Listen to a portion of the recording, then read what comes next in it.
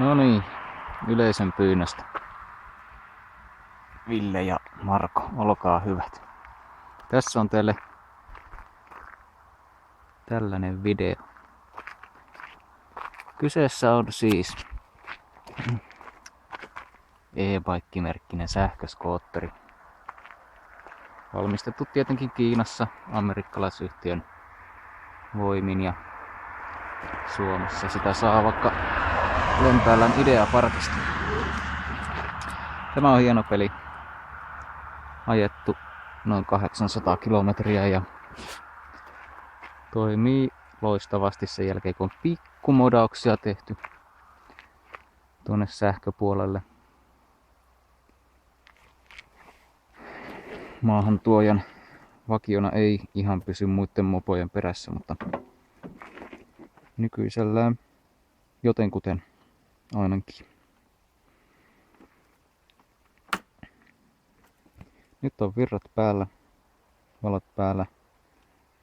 Tuohon olen tehnyt tuollaisen starttinappulan tilalle regenerointikytkimen.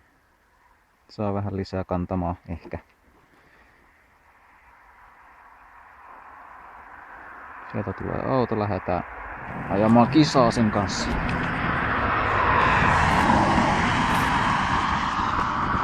Ja niitä sieltä tulee toinenkin.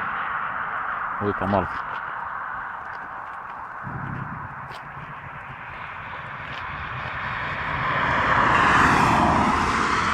Nyt lähdetään.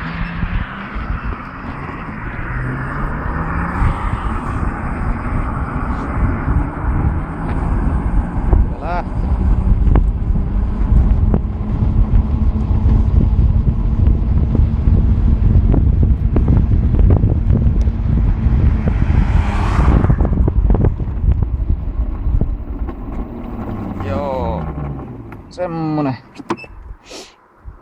Lähes huippunopeuteen päästiin 45 kilsaa tunnissa. Valmistajan mukaan pitäisi mennä 60, mutta sehän nyt ei tietenkään onnistu, jos rengas osuu tiehen.